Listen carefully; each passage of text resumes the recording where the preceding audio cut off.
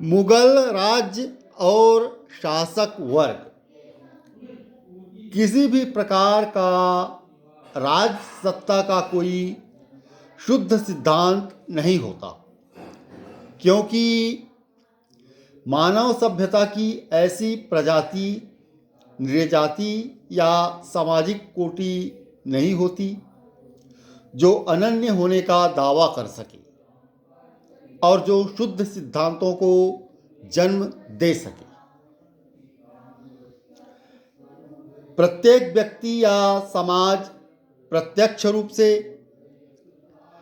या परोक्ष रूप से अनेक प्रकार के सामाजिक, राजनैतिक वर्गों के संपर्क में आता है और उनके साथ उसकी अंतःक्रिया होती रहती है। परिणाम यह होता है कि कोई भी विचार, कोई भी संरचना, कोई भी व्यक्ति या कोई भी समाज अछूता नहीं रहता। जिस तरह हम राजत्व के शुद्ध हिंदू, बौद्ध, भारतीय, क्षेत्रीय, तुर्क, अफगान आदि सिद्धांतों की बात नहीं करते, ठीक उसी तरह बादशाहत के शुद्ध मुगल सिद्धांत की विभाजक रेखा भी नहीं खींची जा सकती। मुगल बादशाहत जब भारत में आई तो वह अपने खालिस रूप में आई या मिलावटी रूप में, ये पूरी तरह से स्पष्ट नहीं किया जा सकता, क्योंकि जब मुगल यहाँ आए एक आक्रांता के रूप में आए और वे कई प्रकार की संस्कृतियों के सम्मिश्रण, स्वयं सम्मिश्रण थे।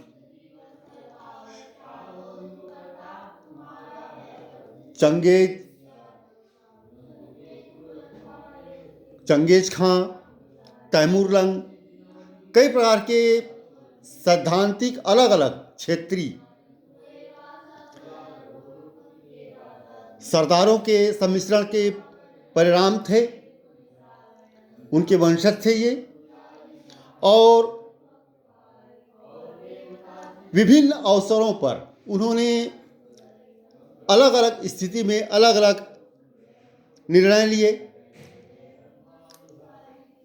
उनके क्रियाकलाप भिन्न रहे और उन्होंने राजत्व के अलग अलग रूपों का परिचय दिया। तो इसे एकदम स्पष्ट नहीं कहा जा सकता कि वे राजत्व के किस सिद्धांत का पालन करते थे। उनकी राज सत्ता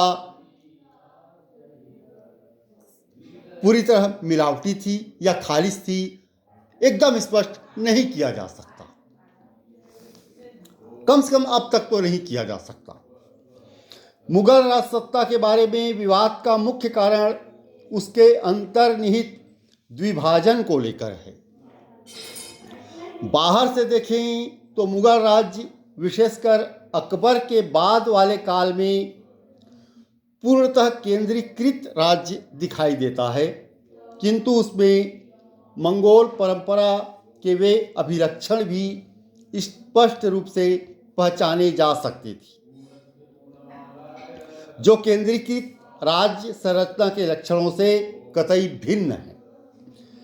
भारत में मुगलों को हुमायूं और अकबर के शासनकाल में कई प्रकार की दुविधा और कठिनाइयों का सामना करना पड़ा था। शेर शाह के हाथों हुमायूं पराजित हुआ और अपने भाइयों से भी उसे अवमानना मिली थी। ये सब बातें इसी परस्पर विरोधी द्विभाजित व्यवस्था के गंभीर बाह्य लक्षणों की अभिव्यक्ति की सूचक हैं। भारत अपार संसाधनों वाला एक विशाल देश था। कृषि से प्राप्त होने वाले राजस्व की मात्रा भी काफ़ी थी। एक विलक्षणता यह थी कि इस देश में जनसंख्या की दृष्टि से हिंदू बहुसंख्यक थे, फिर भी उन पर अल्पसंख्यक मुसलमानों ने राज किया। कम से कम अब तक के ऐतिहासिक स्रोत यही दावा करते हैं। मुसलमानों की केंद्रीकृत राजनीतिक व्यवस्था 300 वर्षों से भी अधिक समय तक चलती रही। हुमायूं ने प्रश्न किया किंतु भाग्य ने उसका साथ नहीं दिया।